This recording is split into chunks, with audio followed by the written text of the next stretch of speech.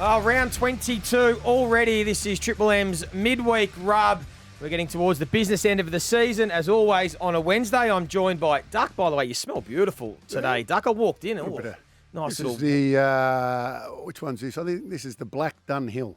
So there's 4 different colours. There's the black, silver, light blue and red. Today I'm wearing the black one and it's it's quite delicious. Very good. Damo, looking sharp as always. You're the one that sort of just keeps a bit of sophistication amongst the group. Welcome. Oh, thank you, Joe. I've got to wear a suit style of look on a Wednesday for a video thing I do. But I've got Olympics let down without it not being around in our lives for the first time in 2.5 weeks this week, so I'm missing it. Well, Daisy still thinks he's at the Olympics because he's got his athletic gear on. He's even got the bike shorts under the shorts. Is that for a bit of chafe? Yeah, Daisy, that's the big boy problems, Joey.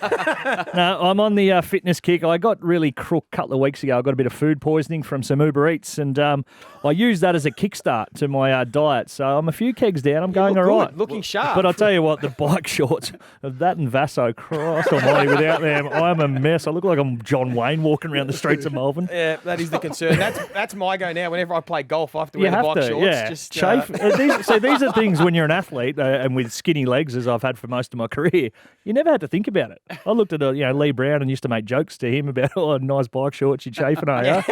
Chafe's a serious problem. Absolutely, it is. It's a serious problem. Yep. Damo, you spoke about the Olympics, letdown. What was the highlight for you of the whole Olympics? Because it was probably better than we all anticipated, I think, in hindsight. Line ball for me, Joe, was Paddy Mills, not just in the bronze medal match, but the entire tournament. But I still go back to the first major gold medal that we won, I felt anyway, was Ariana Titmus. The way she took on Ledecky in that, with 250 metres completed the race, and she just went for it then. I think it set up the whole theme for the games in that team. Yeah, there's a lot of sportsmanship, wasn't there, right throughout, and Paddy Mills led from the front for Australia. But I can't pick one moment. I loved the whole Olympics, right down to the young fella that won the, who, by the way, had an American accent. But no, the skateboarder. Represented Australia, had the American accent. But I loved it all. I really did. Obviously, we started off strong in the swimming, but our rowers, everyone, I loved it. All of it. Did you catch that young fella's interview the next morning? I think he'd enjoyed himself a couple of extracurriculars, maybe. He did, didn't he?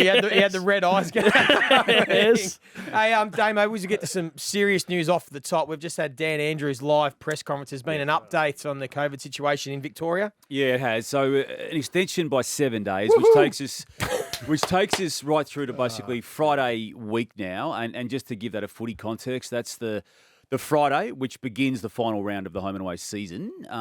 So that just gives it a context now with these conversations that have been had and will now seriously ramp up from an AFL perspective. What they do with A, the finals series, and then B, and most importantly, the grand final. So let's get into it then. We've had conversations, Duck, and I know you've been on Damo's back a long way out about the grand final and finals, but now we're getting to the point where it is worth he has talking my about. permission to talk about the grand so final. I want to ask you straight off the bat, would you rather see the final series in Melbourne with probably no crowds or very minimal crowds, or are you happy to see teams like the Melbourne and the Bulldogs and Geelong play home finals in a state where we can have a full crowd? I'm 100% that if you cannot have 50+ thousand at the MCG, and I mean 50+, so the finals, 70 for the finals, then it's got to be somewhere else. It's got to be in Perth or Adelaide.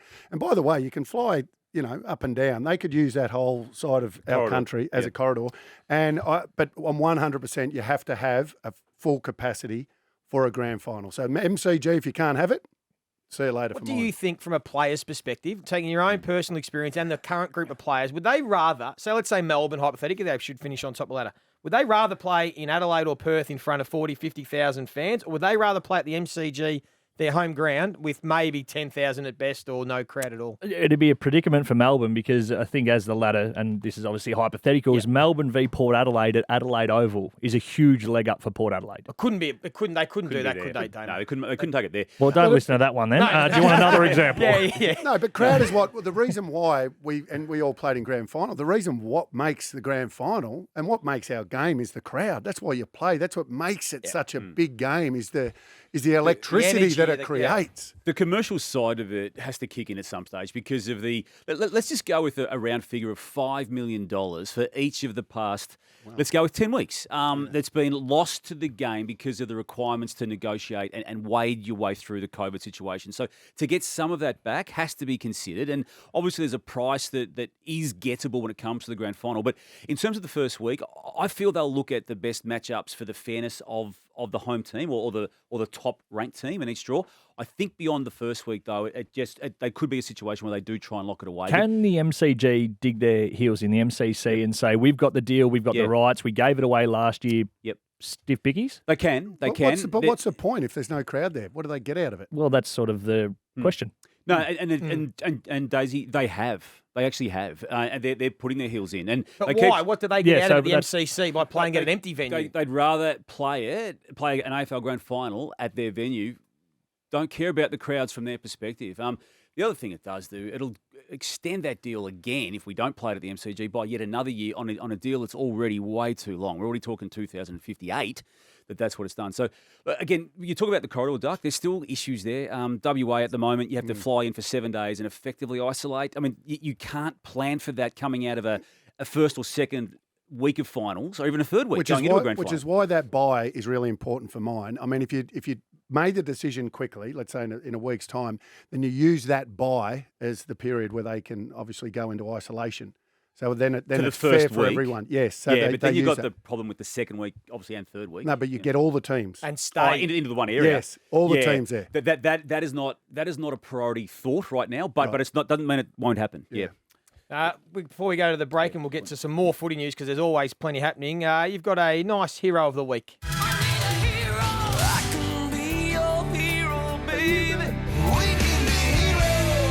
Daisy's hero of the round.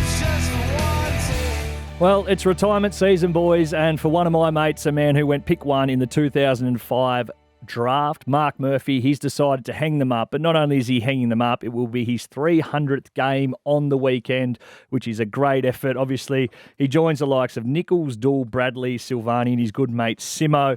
He's an AFL Life member. He was captain of the club for 5 years through some bloody tough times. When he was starting out and first, second year, he was often getting tagged as the rest of us in that draft were running around and just making our way as we please. So he's been through some tough times at that footy club. He stuck fat. He stuck by them. He's a true Carlton man. He gets to game 300 on the weekend, which is a fantastic effort. He's done it all except win the premiership, which is neither here nor there, really, but what a fantastic effort. So, Mark Murphy, you can be my hero of the week. Very well nice. Said. Well said. And he was a superstar. And the only disappointing thing is I would have liked to have seen him play last week and the week before on the ground. Yeah, I think they've done actually a pretty good job speaking and hearing him speak about he hurt the calf. Yeah. So that may have been a couple of extra weeks that could have been. So it was... They have got him there, which is fantastic because if anyone deserves it, it's certainly him. Nice one. And Tommy Rockcliffe and Stephen Hill as well announced their retirements, a couple of other beauties for their clubs. Damo, let's get straight into it. The situation at Carlton. It almost now feels inevitable. Is that the take from your perspective? Yeah, it is, and it has been for some time on the proviso that David Teague couldn't win matches that have been conducted since the review was called. And it was line ball when it was called.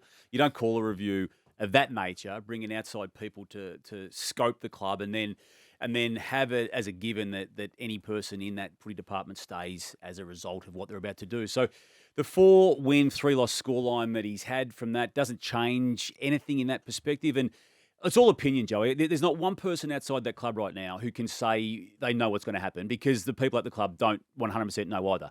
But it was a full review. It looked into all aspects of it. Not one question wasn't asked. And we get to this stage with 2 rounds remaining. They don't make finals again. And it's now been effectively a third season, 2.5 in total, of David Teague not able to do what he and they set out to do when they appointed him in full-time capacity in 2019. So can I then follow up? If they haven't made a decision yet on David Teague, but yet it's inevitable because all the media, their opinion is they presume it'll be gone. Is that almost just, what if they turn around and say, no, we think Teague is the man, but we'll change everyone else in the football department? Is that actually possible now? They could have done that by now if they wanted that to be the case, okay. and they haven't. And nor should they once they call the review, I think, too, because while the review has effectively been finalised. It's yet to be presented as it was always going to be to the whole entirety of the board. And Joey, I reckon the conversation at Carlton though should extend to the board.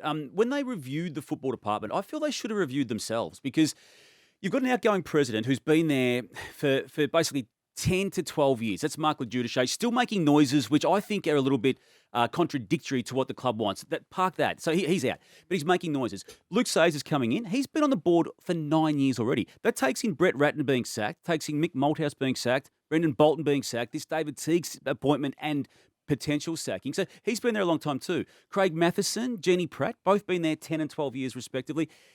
There's a lot of people who have been party to bad decisions, and you've been part of the club, Daze. Well, boards elect the coach. Yeah. They're the one who finally tick off on it. And if you use that example, they've selected coaches that haven't been able to get the job done in a manner that they would have liked. Obviously, the Bolton situation, that was a miss. Teague, now, if it does go the way that you were saying, is going to be a miss. And if you look purely at results, they haven't improved enough as to keep his position or potentially not have wholesale changes. So if you're looking at that and what you're saying, is there a chance there could be wholesale changes not only in that football department or at board level? Because the noise that's now coming from the members is they want the review to be made public, which I'm not sure they will get. But if they don't get that, then I think that the AGM time, they start then asking questions that board members may not want to answer. Yeah, well, Mark Leduchet went to the members last year, as recently as last election, and said, I want to go again for another and then 6 months later, he says, I'm out. So they're messaging even in that. And with regards to the contents of the review, I don't think any member's got the right to demand and receive that, because that review's done, and it's on the proviso that people are giving their time to be interviewed and to give their intel. And I don't think that intel should be made public under that scenario, because I think the fact that they've given their confidences of the people asking them the question, that part of it, in my eyes, anyway, Dave, should be kept internal. I said this a long time ago, and Ross Lyon alluded me to it, and he was exactly right. If you're an interim coach or you're a young coach going to a footy club or already at that footy club like David Teague, you don't get to pick your assistant coaches. You don't get to pick. You're basically starting with people that were already there. So if he does get sacked at the end of this year, he'll be terribly unlucky, given that he's only had a very short amount of time with not the people that he might necessarily want around him or he needs around him. And that's what the review may find, that, okay, Teague's actually okay. He just needs a lot of support around him, and let him go and handpick those people. Put some real support in and around him. But unfortunately now, with the amount of noise, and they've got themselves to this position, that mightn't happen. So for that reason, he is a very unlucky coach. And also, and I heard Roos talk about this last night, the 2 COVID seasons. Yeah. He's had, like, last year and this year. I mean, that's something that I sort of really, you forget.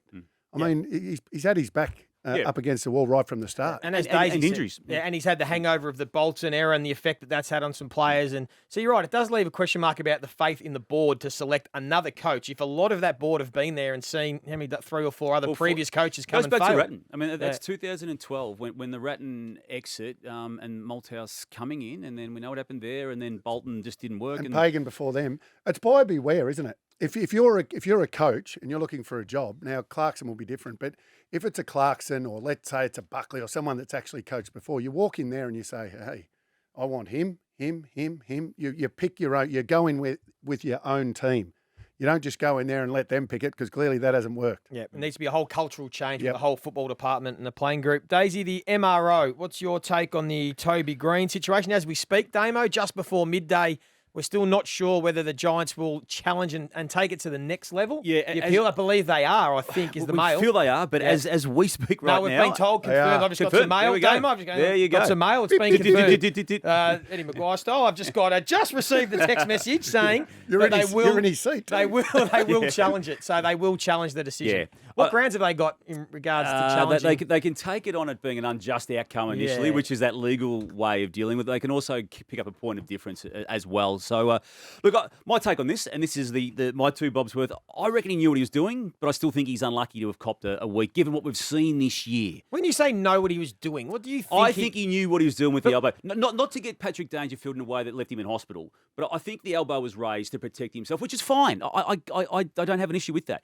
But given what other players have been able to do to other players this year. Fritsch is the one. And it's this year. So if you're allowed to use, I think You are I allowed think to use further- your forearm duct I to think- fend off on someone's chest to give yourself some separation. Yeah, You are allowed to do that. But I think the Duty further, of care, though. you Yes. go, are they able to use precedents more? Because I know you're not allowed. Apparently, you're not allowed to use precedents. Well, Joey. the reason you couldn't use a Fritsch one, Duck, and this is where we get bogged You have down in to these. use the No, Fritsch one. no, they said you couldn't because that was argued on a different capacity. His hit on Powell was different to what Green's no, I hit thought on. he was way worse. No, well, they argued it in the tribunal itself differently, which is why. Yeah, oh, But right. it's a smokescreen argument, I think, anyway. Essentially, it ended up being the exact same grading as the Fritsch one, though, because you got the impact down to medium, which is the same one as Fritsch's. Fritsch's was a week down to 1. The MRO for me is the fact that it was brought in to provide clarity. Sorry, Fritsch was what? A week down to Fritsch's- none. We he didn't know meant. none. One to Week get to- off to none. He got given a week, Yeah. did he not? And then he got off. Off the at the tribunal. Whereas Toby had 2, but Down it to- ended up his grading got downgraded, but his suspension stayed at 1, not 2. Anyway, the MRO. Well, the only reason the grading was different is because Tom Powell went back out and played. Dangerfield went to hospital. and then trained on Monday. The MRO and the clarity around that. It was brought in to provide clarity, and there's no clarity. No. Now there's hands washed at that level. They go to the tribunal, and then it is a dead set lottery to sit there and you have watching along live on the Twitter last night and the arguments that are brought forward of, the Bont didn't get up in the Redmond incident and run off as he should have. Yeah. It's no clearer, the process, and you say, Duck, will be sitting here in 25 years saying, why don't they bloody change Put this something? in the vault because you'll be talking about it. in But 20 why years. don't they go, you know what, this is clearly not working. Everyone can see it. Let's put a panel together and decide something and a better way forward because as it is at the minute, it is so freaking annoying. Well, how's this? The person who set the system up, Adrian Anderson, in Yeah, I know. 2005, Now- is now the person Yeah. legally pulling it apart. Yeah. So how are we going? Yeah. How are we going as a system? It needs to change. So what's the role, the Stephen Hawking role at the AFL? What was Footy it? ops Footy boss. ops. So the Yep. next footy ops boss, their challenge, first of all, is to fix or do something by the way, about how's the... that Is that looking? more important to fix that than it is holding the ball? Oh, they're both got to go together. I'm going with holding the ball, Both of number them one need some project. serious work, yeah. Yep. And I believe that will be the case with the holding the ball rule. What's going on with that position, by the way? Who's looking like getting that? Well, Brad Scott's in the mix. It's whether he gets seriously offered the Collingwood situation, which he's certainly on a short list for, and whether he wants to go back into coaching if that's indeed the path that is offered to him. Otherwise, there's a nice job there for him if he wants that as well. What's the I think. back to the Carlton one? So who's the front runner for the job if they do sack David Teague? I don't claim to know that, and I'd be staggered if anyone did. Because one thing I will give Carlton credit for, I feel they've respected the Teague position to this point. I'm not buying in. I'm not saying some power brokers haven't made calls on behalf of the club and fed back some information that may not have been requested about these other candidates. But in terms of the official people making the decisions, I feel they've actually done that part of it pretty respectfully. Just quickly, we're going to go to a break. Do you feel Clarko will coach Carlton in 2022? No, I don't. Do you think Clarko will be coach of Carlton in 2022? I have no idea. So no. Damo, do you think Clarko will be coach of Carlton in 2022? No, Wow. but that's just opinion. So you obviously I do. think for sure. Do you? Yeah, well, he's not coaching Hawthorn anymore. He's available. Carlton need a coach. I think he'll be coaching Carlton, absolutely. But we'll see. I'm just guessing like everyone else. Hey, after this, we'll do a duck dive quick five. It's now time for Daisy's favourite segment, the duck dive. On the Midweek Rub, it's time for Duck Dive. I'm good from the waist down. Quick Five. Duck, these are all questions without notice. So the first one, I'll give you a little second to think about it, and I might get the other boys' opinions as well. And I sort of copied this a little bit off Damo the other day. But who is the coach of the year as we speak? Is it John Longmire, Leon Cameron, Ben Rutten, or Simon Goodwin? Longmire. Longmire. Mine? Yeah. I didn't have them in my 8. I thought at least another year to build the team that they are. So, yeah, I think Longers for me. Hard to argue. Damo, you said Leon Cameron the other day. He's in the conversation, isn't he? I Yeah. think with how he's held together. I still reckon, as we speak, Simon Goodwin, given where they've come from in the previous 2 seasons, to have them sitting top of ladder with 2 rounds to go, that's who I'd nominate there. Yeah, I'd be picking Goody. Yeah. Obviously, where they've come from, they've been promised a lot and haven't delivered a whole lot to actually get them to where they are. 10 straight to start the season. Fantastic effort. Oh, I think Simon Goodwin as well, Yeah. absolutely. And I think it shows. Feel It's bad why you now. gotta have- Sorry, Goody. No, that's all right. No, that's He's your fine. mate and you just dogged him. I think it shows. That's why you've got to have faith Bad in luck. clubs like Carlton that if you can get the culture right, like we've known Melbourne have had this talent, had this ability. They played in a prelim a few years ago, and it was just mentally for them, wasn't it? It was a bit of a cultural issue with Melbourne with consistency and effort. And now, once you see it all gel and all click, they're the best team in it. That's what gives Carlton a bit of hope that if they can just get what's up in the ears right and that culture, they can be a team that play consistent finals. You're the big one on a team jumping from outside the 8 into Every the 8. year there's one. It would not shock anyone. I don't want to speak on behalf of you boys, but if Carlton were that team next year, with what you're seeing. I've been saying that for the last. I was going to say If Clarko was coaching them. If they had it, yeah. But no, would it shock you if they jumped significantly? I had them in my 8 this year. Yeah, there is always one team that jumps from outside the 8 into the top 4 next year, and it could be Essendon, it could be Carlton, maybe Fremantle are a team that can continue to rise. Hey, next question, Duck. Is Toby Green the best forward in the competition? Best forward, best small forward. Is he small? Yeah, he's small. He's a small forward? He's small forward. But who's a better forward? Forget about the size. Who's the better forward plays tall. right now?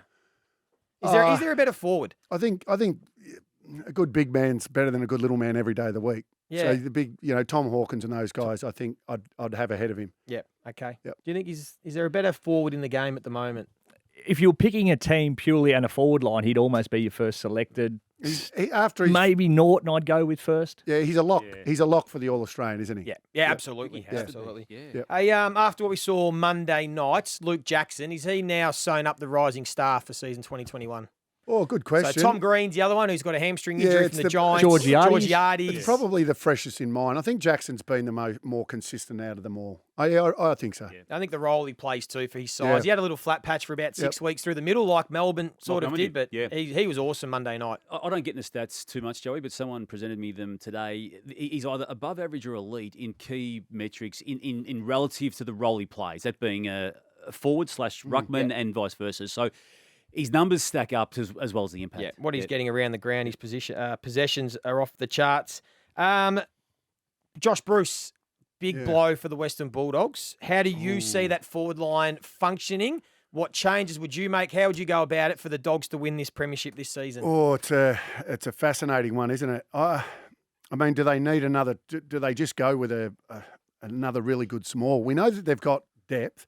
So they've got Mitch Hannon, who they bought to the club for that role. They've got Cody Waitman, who's another one who's small but can play last taller. Week, yeah. Was rested. Shaki can move forward potentially. That's Hagen. Shaki's the one for me because the one thing now I know he hasn't been consistent in that position, and even last week at times he was leaning in. He got outmarked, as we know, but he started to look comfortable in that back half. But he might be the one. So if Keith comes back and he might this week even, would you put? Is what you're saying? You'd put Shaki right forward? Now? You'd put Shaki forward right as of now because you've got to see what it brings. But the only thing that you want from Shaki. The only thing you want, and if you could just get him and sit him down and say, listen, we don't need you to take 6 marks.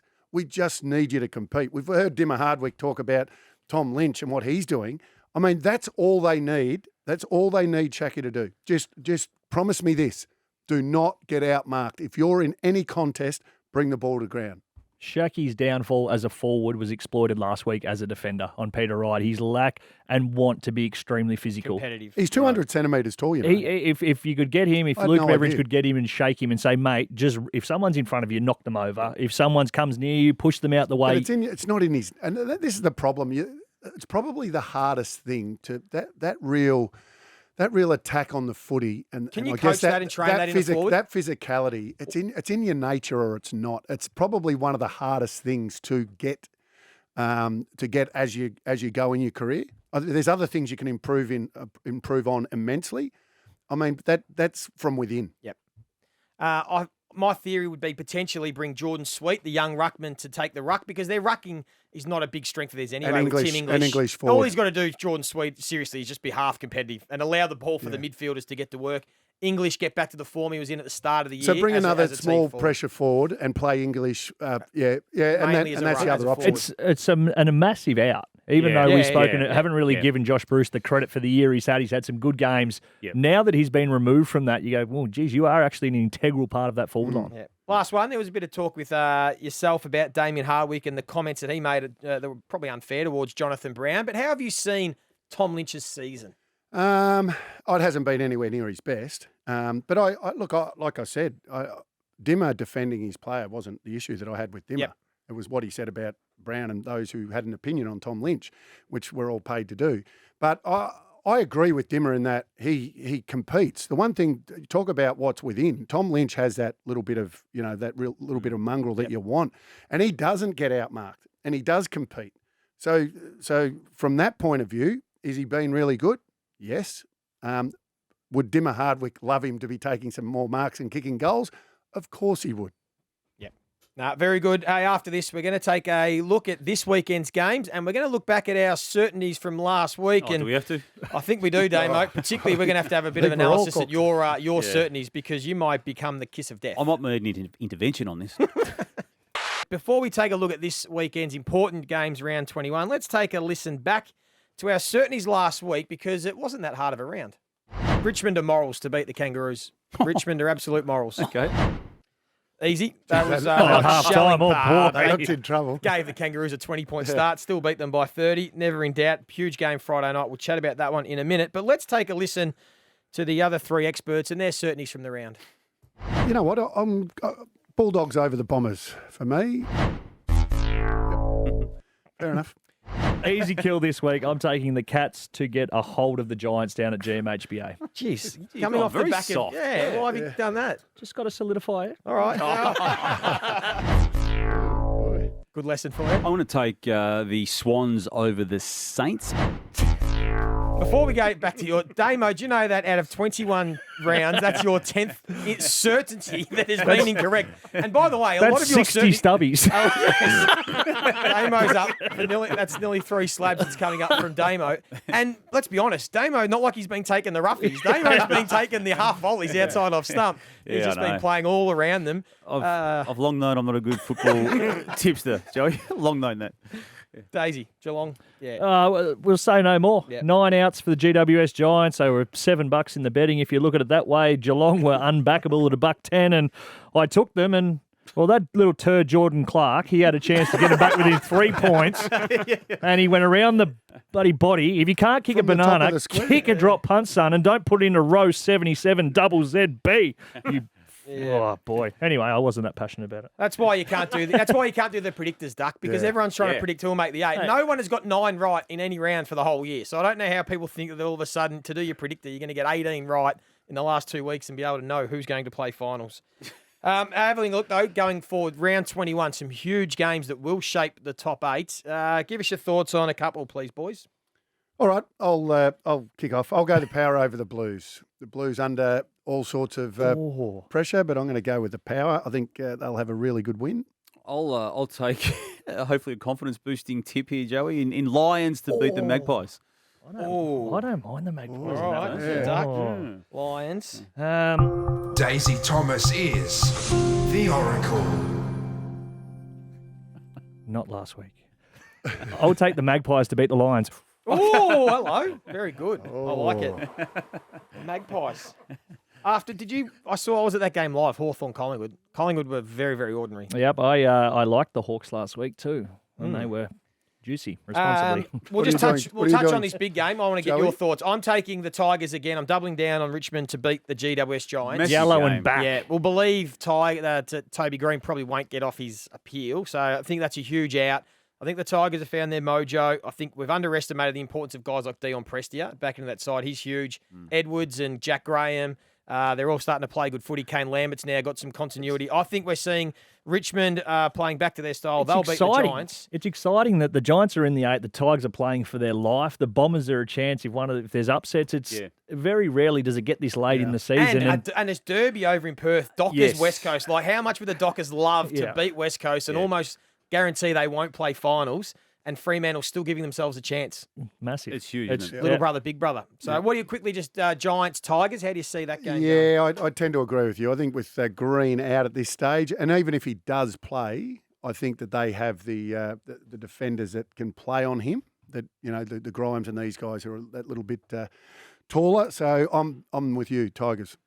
I'm not convinced on the Tigers. I know what they did in the second half, but it was against the team sitting 18th on the ladder. This other team they're playing on the weekend is got a bit more steel about its operations. So I'm a bad tipster, Joey, but I'm going for the Giants. Giants haven't had back-to-back wins since round 7 and 8 this year. So 1 up, 1 down. This will be their down week. Tigers win. Yeah, it was a huge game when they played round 9. The Giants, remember that they lost by 4 points against the Tigers. They were all over them, got run down late. So it should be a cracker. Been another great show, boys. Enjoy the week. There's still plenty happening. And, of course, don't forget, you can listen to all the action from round 22 live on Triple M and the Listener app, starting with Friday's clash between the Giants and the Tigers with Howie, Das, Brownie, Jace, Damien Barrett. Looking forward to it. This has been another edition, and a great one at that, of Triple M Footy's Midweek Rub. The